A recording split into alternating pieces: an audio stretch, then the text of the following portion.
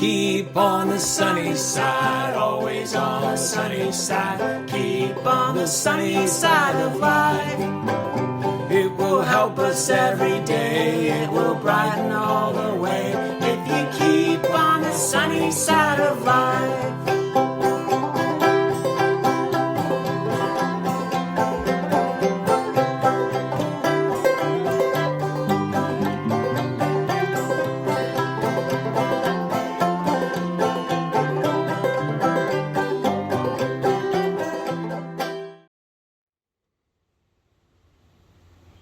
Hi there, my name is Joe Martin. I'm the pastor at First Baptist Church in Toledo, Washington. You know, the Bible warns us over and over. Jesus said, beware of false prophets who will be essentially wolves in sheep's clothing. They'll take you off. They'll distract you from what you're supposed to be doing. They'll water down the message. They really will. As a matter of fact, John said, beloved, believe not every spirit. Paul said that the devil can appear as an angel of light. I'm afraid we're in a period like that within God's people. That men, Paul said in Acts chapter 20, will rise up from among you.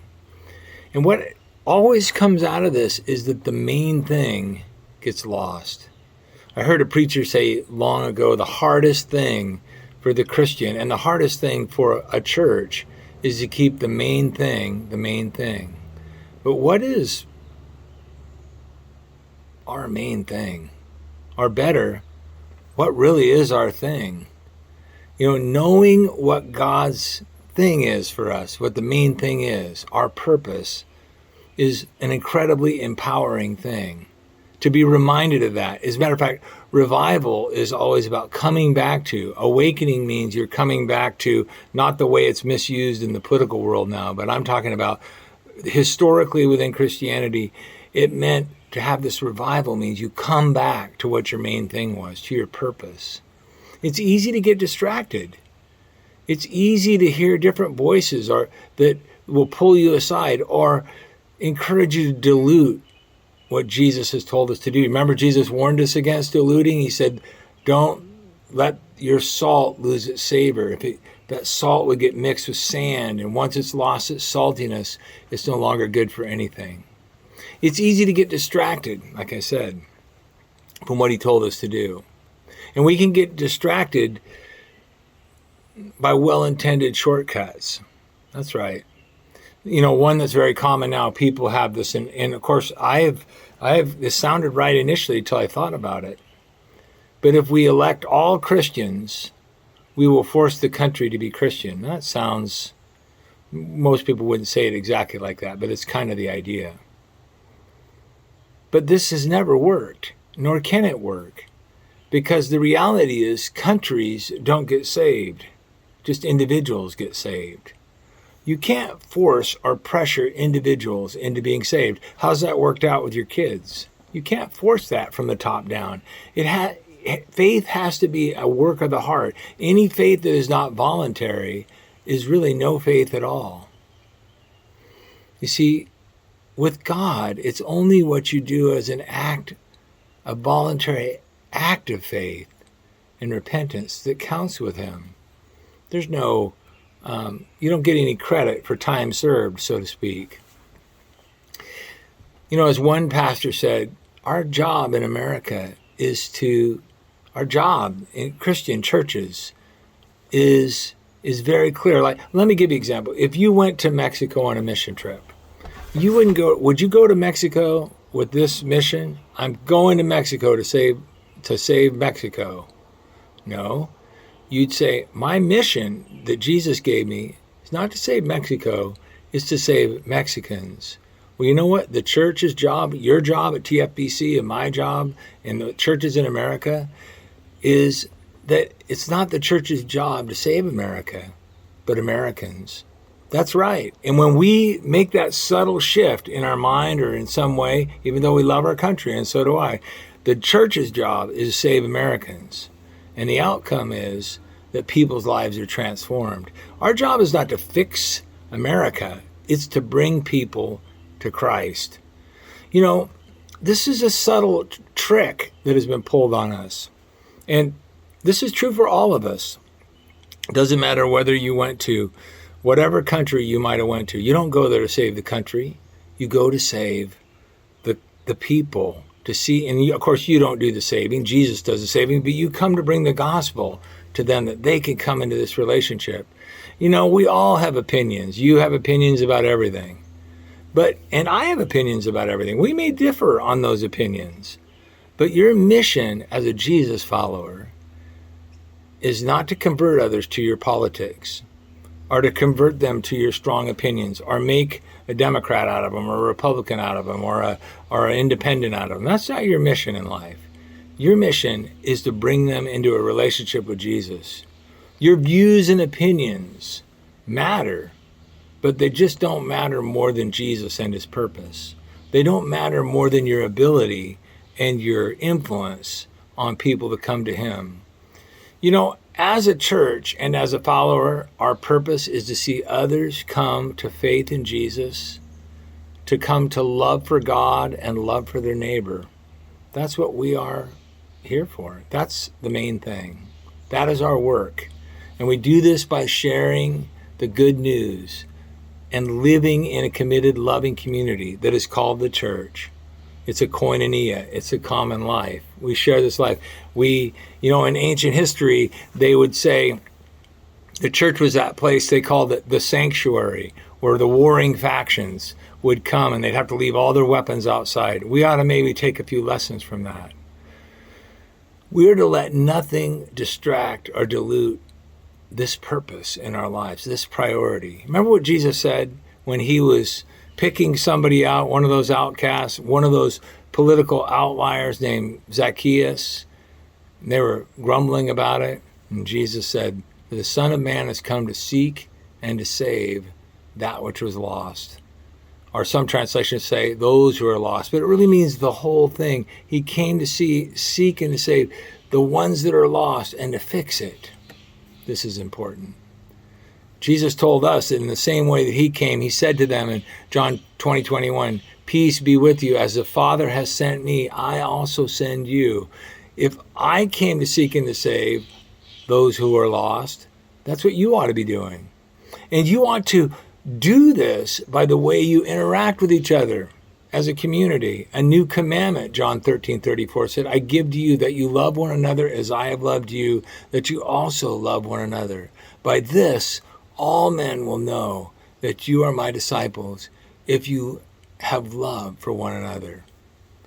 You know, Jesus didn't come to save Judea or Rome.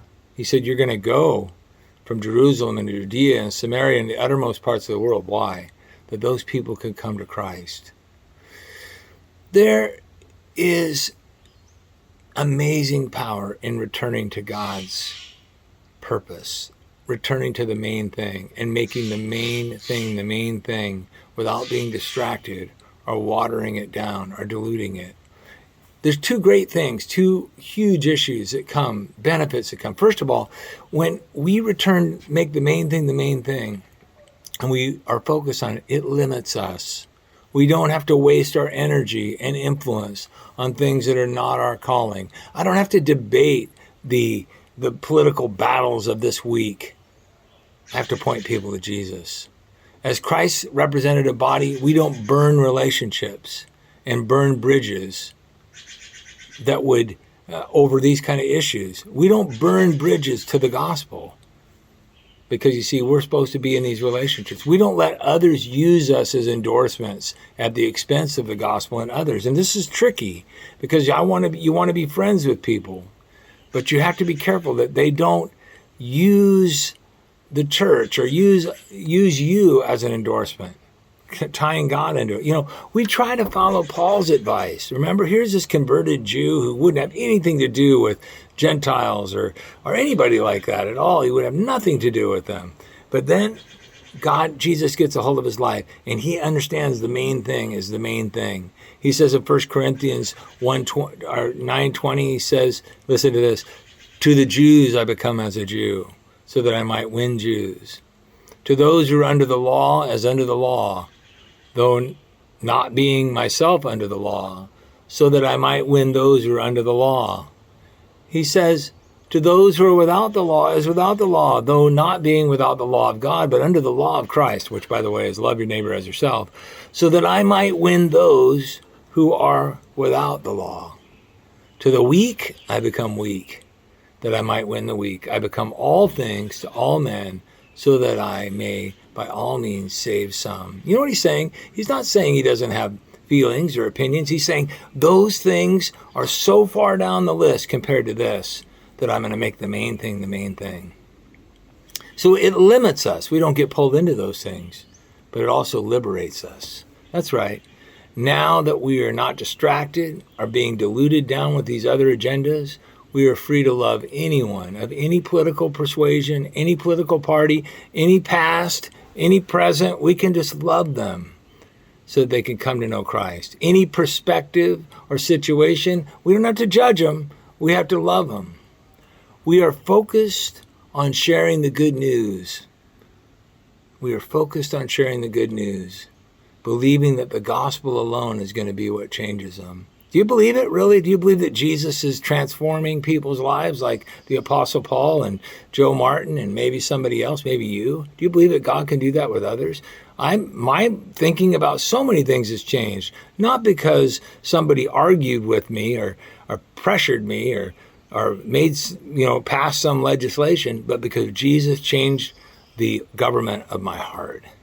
This is what Paul said, I'm not ashamed of the gospel, for it is the power of God for salvation to everyone who believes, to the Jew first and also to the Greek.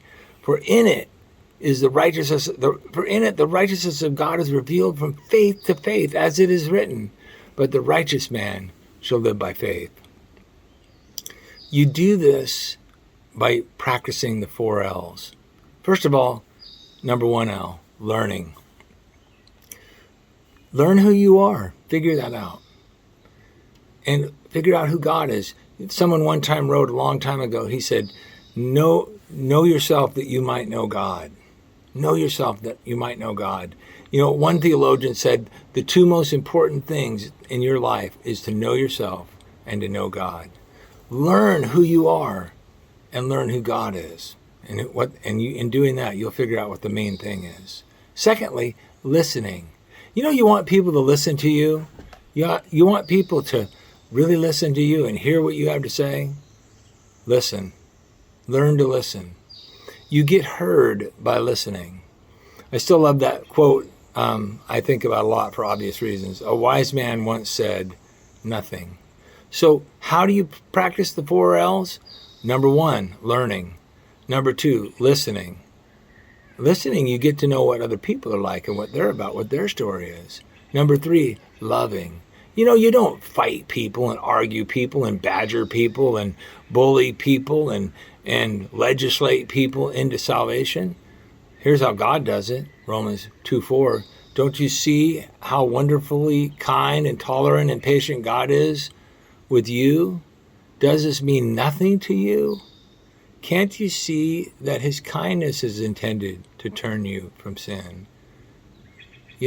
This is what brings people. It's love. It's kindness. So ask yourself the question I've been asking myself a lot, this little prayer. God, what does love require of me? And so that's loving. Yes, we do. First thing we do is we do learning. Then we do listening. Then we do loving. And then we do leading.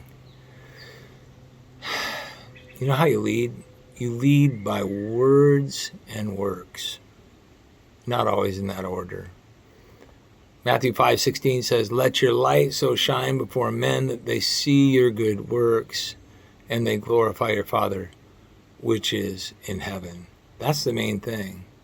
You know what I want to ask you to do at TFBC and any of you that are watching online or anybody that's getting this shared with them? Here's what we're all about at TFBC. We want to make the main thing the main thing. That's what we're going to do. We're not, like I said the other day, Jesus didn't come to take sides. He came to take over.